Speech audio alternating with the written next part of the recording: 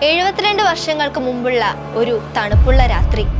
അനന്തപുരിയിലെ പാലോടിനടുത്ത് മയിലുംമൂട് എന്ന മലയോര ഗ്രാമം. അവിടെ പാലോട് നിന്ന് കല്ലറയ്ക്ക് പോകുന്ന ഒരു റോഡുണ്ട്. കാടിന്റെ വന്യതയാൽ മനോഹരിയായ പാത. ഇരുട്ട് വീണാൽ ജീവനിൽ കൊതിയുള്ള മനുഷ്യരാരും സഞ്ചരിക്കാൻ ഭയപ്പെടുന്ന, യാത്രക്കാരുടെ ഉറക്കം കെടുത്തുന്ന വളഞ്ഞുപുളഞ്ഞ റോഡ്. റോഡിനരികെ ഒരാൾ കാത്തിരിപ്പുണ്ട്. വെളുത്തുമെലിഞ്ഞ് കേവലം 20 വയസ്സുള്ള ഒരു സ്ത്രീരൂപം. കണങ്കാൽ വരെ നീണ്ടുകിടക്കുന്ന തലമുടി. സുമതി എന്നാണ് അവളുടെ പേര്.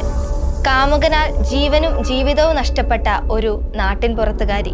അഭിലാഷ് പിള്ളയുടെ രചനയിൽ വിഷ്ണു ശശിശങ്കർ സംവിധാനം ചെയ്ത സുമതി വളവ് എന്ന ഹൊറർ കോമഡി ചലച്ചിത്രം പലതും ഓർമ്മിപ്പിക്കുകയാണ്.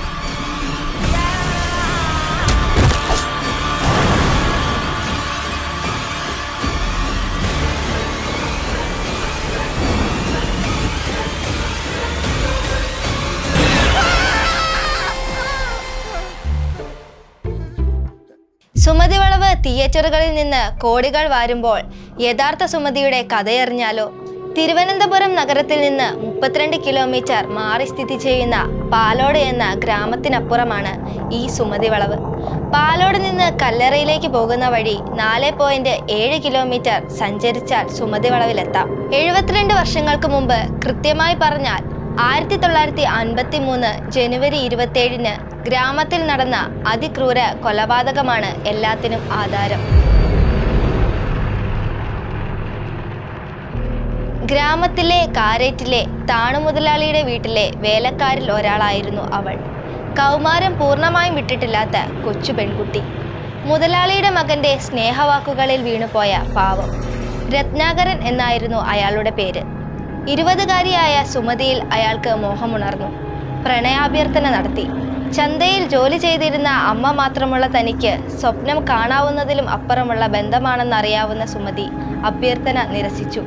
എന്നാൽ ഏത് പ്രതിസന്ധിയിലും കൈവിടില്ലെന്ന രത്നാകരന്റെ വാക്കുകളിൽ അവൾ വീണു. അങ്ങനെ ഇരുവരും പ്രണയത്തിലായി. വിവരം കാട്ടുതീ പോലെ ഗ്രാമത്തിലാകെ പടർന്നു. കേവലം ഒരു വീട്ടുവേലക്കാരിയുമായുള്ള തന്റെ ബന്ധം കുടുംബം സമ്മതിക്കില്ലെന്ന് മനസ്സിലാക്കിയ 24കാരനായ രത്നാകരൻ ബന്ധത്തിൽ നിന്ന് പിന്മാറാൻ തീരുമാനിച്ചു. പക്ഷേ സമയമേറെ വൈകിപ്പോയിരുന്നു. സുമതി ഗർഭിണിയായിരുന്നു. വിവാഹം കഴിക്കാതെ ഗർഭിണിയായ സ്ത്രീ എന്ന അപമാനം സഹിക്കാൻ വയ്യെന്നും തന്നെ സ്വന്തമാക്കണമെന്നും സുമതി ശാഠ്യം പിടിച്ചു. ഏത് വിധേയനെയും ഇരുചെവിയറിയാതെ സുമതിയെ തലയിൽ നിന്ന് ഒഴിവാക്കണമെന്നായി രത്നാകരന്. സുഹൃത്തായ രവീന്ദ്രനെ കൂട്ടുപിടിച്ച് സുമതിയെ അപായപ്പെടുത്താനുള്ള തീരുമാനത്തിലെത്തി ആ വഞ്ചകൻ. 1953 ജനുവരി 27 ചൊവ്വാഴ്ച രാത്രി 10 മണി. പാങ്ങോട് മധുരദേവി ക്ഷേത്രത്തിലെ തിരുവാതിര ഉത്സവം. ക്ഷേത്രോത്സവത്തിന് ഒരുമിച്ച് പോകാമെന്ന് തെറ്റിദ്ധരിപ്പിച്ച് രത്നാകരൻ തന്റെ അംബാസിഡർ കാറിൽ സുമതിയെയും കൂട്ടി ഇറങ്ങുന്നു.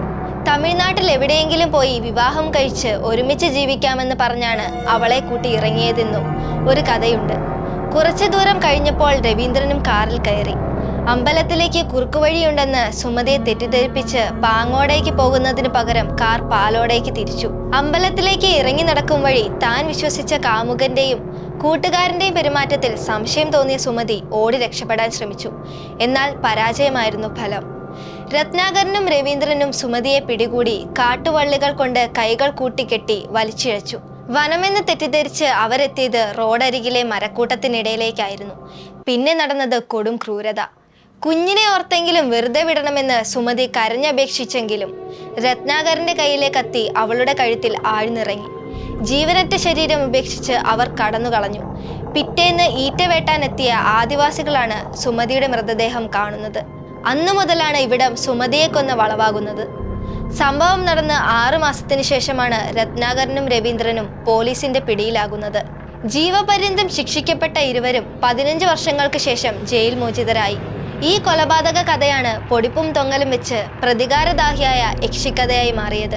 ക്രൂരമായി കൊല്ലപ്പെട്ട ഗർഭിണിയായ സുമതി ആരെയും ആ വഴി സഞ്ചരിക്കാൻ അനുവദിക്കില്ലെന്ന തരത്തിൽ ആ സംഭവ കഥയെ ആരൊക്കെയോ ചേർന്ന് വളച്ചൊടിച്ചു. ഇരുട്ട് വീണു കഴിഞ്ഞ് ഇതുവഴി യാത്ര ചെയ്യുന്നവർ ഈ വളവിലെത്തുമ്പോൾ ഒരു സ്ത്രീരൂപത്തെ കണ്ടതായി പറയപ്പെടുന്നുണ്ട്. ഇങ്ങനെ പലതരം കഥകളാണ് നാട്ടുകാർക്കിടയിൽ പ്രചരിക്കുന്നത്. ചില വാഹനങ്ങൾ ഇവിടെ എത്തുമ്പോൾ എഞ്ചിൻ ഓഫായി നിന്നു പോകാറുണ്ടത്രേ. സിനിമ ഇറങ്ങിയതോടെ വീണ്ടും സുമതി വളവും സുമതി കൊലക്കേസും വാർത്തകളിൽ നിറയുകയാണ്. സുമതി വളവിൽ സുമതിയുടെ കഥയാണോ അതോ അതൊരു യക്ഷിക്കഥയാണോ എന്നൊക്കെ സിനിമ കാണുമ്പോൾ മാത്രമേ മനസ്സിലാവുകയുള്ളൂ.